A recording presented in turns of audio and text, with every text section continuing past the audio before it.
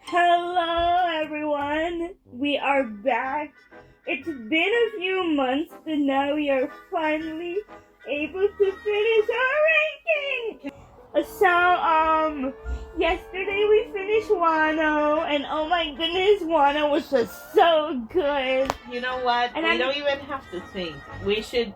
I'm excited to see Egghead and where the Egghead goes. Yeah. In terms of I'm story. gonna say that the starting of Egghead for me, But I we think- haven't really gotten into the meat of the arc I yet. know, so you but can't really first give a proper impressions. judgment. Let's share first impressions of Egghead. And I think it was a hard first impression for me because one was so amazing. Please ignore the fact that everything that hasn't been properly ranked yet is automatically at C. We're gonna change that later. Oh, okay. But from the ones we already have ranked, are there any that you want to change? Just Can I see the list?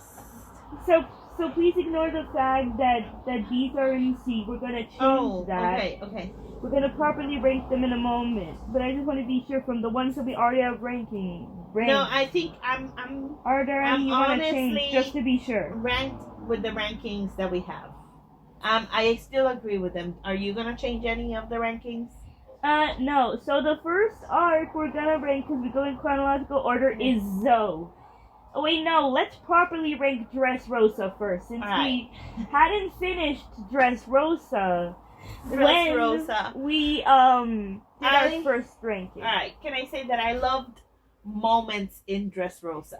Yeah, Dressrosa was good, but it just dragged on too long. It felt too long. It felt really long. So for that reason, your mother, would say, I'm gonna give it a B tier. Yeah, like there were. Do you agree with the B tier? Yes, because even though the pacing and the episode count bring it down, there were specific things that I really liked about it, like the whole thing with Senor Pink and his backstory, and Bartolomeo, and the whole thing with Rebecca and Kiros, and Luffy needing to unlock a whole another gear to defeat Doflamingo. Next is Zoe, so this is with the Minx. Zunisha? Yes, Zunisha. That is an A tier for me. Yeah, and I really like how this arc ties in with not only Whole Cake, but Wano. Yeah. And who would have thought that the rulers of Zoe are the samurais? We're part of the samurai that work directly with Odin, yes. Yeah. What was the name of for them? The Akazaya samurai. No, but they have the Yeah, in general, I really like the Minx. Yeah, the Minx. Yes, I love that. That was a good tier, like a good arc, not tier. And Pedro, we miss Pedro. Oh my goodness. You cannot see Dad right now, but he just had a sad face because that was Daddy's favorite character for some reason. Love you, Pedro. Pedro for life. Yeah, Zoe was good. Yeah. Next is Whole Cake. Why is Brandy not with Whole me? Cake It should be the For question. me, it was I forgot to put in I'm the between A and B. Of course I did. I'm gonna let you choose the ranking for Whole Cake. I'm gonna give it an A because it's an arc about Sanji, and we all know No. I love That's one of your husbands. I'm gonna go out with you. Yes, To be honest. Sanji is one of my favorite characters, not only because he's a husbando, and also we find out more about him and his lineage, Yes. and how he's related to the Timu Rangers. Yes. Go, Timu Rangers! And his father is an absolute asshole. I hate his father so much. Yes. Me too. Same. Yeah, and his brothers. But Reiju is decent. His sister it's a good kind of kind-hearted soul. And also Pudding simping for Sanji was so real. Like, that is just relatable, girl. So relatable. And the fact that everything in Whole Cake just starts singing out of nowhere. Like, pure Disney movie energy. Big Mom is such an awful person. Yeah. And Quite a detestable character. yeah. And last but definitely not least is Wano. And that's us. Yes! Wano was just so good. It was really good. Like, well paced. Like, for some reason, even though the episode count of Wano it has more episodes than Dressrosa, but it didn't feel as long as Dressrosa did. I would have made maybe the battle took forever, but it wasn't as draggy as Dressrosa. The pacing of Wano was really well done. Yeah, like, the characters. yeah. And you learn about the smile fruit and all of that, and that part was so heartbreaking. Yeah, the whole part with the smile with fruit. Yasui. Yeah, What's yeah. his name? Yeah, Yasui, yes. And the fact that when I went to go Google Translate Otoko's lantern, according to Google Translate, it said, "Thank you, Dad." Oh! Emotional, Dad. It was a wholesome,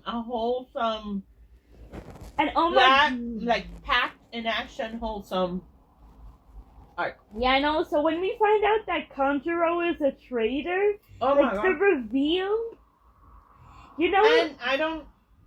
yeah, and remember back in Water 7 Mhm. when CP9 revealed themselves and they betrayed the Galila shipwrights. Mhm. Oh my goodness, I already knew that they were part of CP9, Mhm. but I didn't say none. I'm glad that even though you do have spoilers, you know the spoilers, and you have given me some spoilers, but I appreciate that now that I've said I don't want any spoilers, you've respected that for me, because it is nice to them to see how it develops and the reactions. You get, like, my reactions, at least you can experience them. Yeah, so for you, what were the highlights of Wano for you? What were the highlight scenes or just the There were highlight so many. characters? Like the whole backstory with Whitebeard and Roger and Odin. Yes, That was pretty good. Mm-hmm. Odin wouldn't be Odin if it wasn't boiled. But I do love Odin as a character and how much he loves his family. Yeah. And, Odin was just, yeah, he was an honorable man. Mm-hmm. And he trusted people that he shouldn't have trusted. Yeah, and then there's of course Luffy awakening his devil fruit, and we find the truth about his devil fruit, and he unlocks Gear 5 and all that. That was pretty sick. I mean, I cannot give you specific because you know that my memory kind of like deletes stuff. But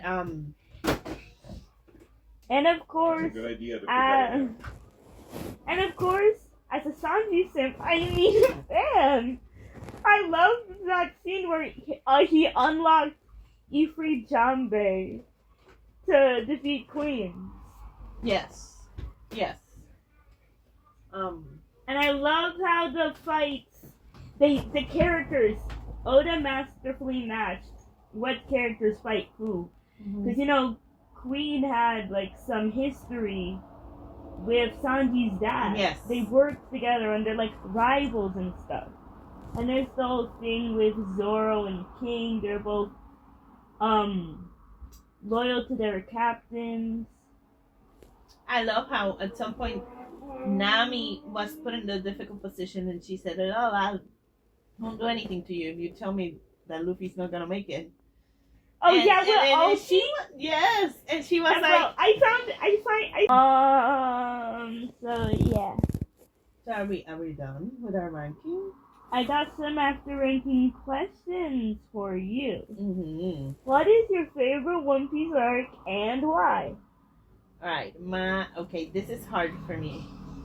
Because I do hold a special place for Arlong Park. Yes, me too. Because I love Arlong Park. sold me to One Piece. It told me like, okay, I can watch this with you. This is a show that I want to continue to watch. Yeah. At first you're like, it's okay, but I'm not sure. And then Arlong Park, you get the backstory. And as a mom, you love Bellemere. I love Bellemere. Like Bellemere, legit an underrated character. More people need to talk about Bellemere. They don't. Yeah. The One Piece fandom does not talk about Bellemere enough. I don't care if she didn't appear in that many episodes. And then I'm Okay, gonna say, then, but that's not my favorite One Piece arc anymore. I have deep appreciation for it, but I think Wano Yes. is the one I like the most by far. Like for me. Yes. Because it's the pacing, character development for everyone. It was just like a good overall arc where we can see the best of the Straw Hat crew and what they're good at. You know? Yeah. It highlighted everyone in a special way. Yeah, I get that. Alright. Okay. Next question. What is your least favorite arc and why? You know my answer to this? Long Ring Long Land? No. Thriller Bark? Thriller Bark. It's Thriller Bark and Long Ring Long Land are both in the same. Even though But bro, I know you're gonna tell me that Thriller Bark has like I can still nothing happened. appreciate stuff from the things that I like the least, but I don't have to. I'm not gonna change my mind. God damn it. Yeah, you can say, oh, Thriller Bark just didn't click with me, but I appreciated Nothing Happened and Brooke's backstory. Yes. But it's still, you cannot change my mind. And it is one of my least favorite arcs. Oh, and Long Ring Long Land too. Alright. I get that, but personally, my least favorite arc is Return to Sabaody. And it's not because I thought that it was bad or anything, but just because it was super short and not a lot of interesting things happened. It needed to happen because that's when you meet the fake Straw Hats. But it was a meeting place. It was a safe meeting place for all of them to return to in 2 years. And the fact that they all returned to the very same place where they were separated. Yeah, they were closing a circle. So I think for that reason, I don't dislike it. It's not my least favorite. There are others. Like it's not my least favorite arc because I dislike it. In fact, there hasn't been a One Piece arc that I disliked. It's just my least favorite arc in comparison to all the others. Exactly. Cool. Like for that it makes perfect sense. The same way the Thriller Bark does for me. Okay. What do you think is the saddest backstory and why? That's hard. Because everyone has a freaking sad backstory.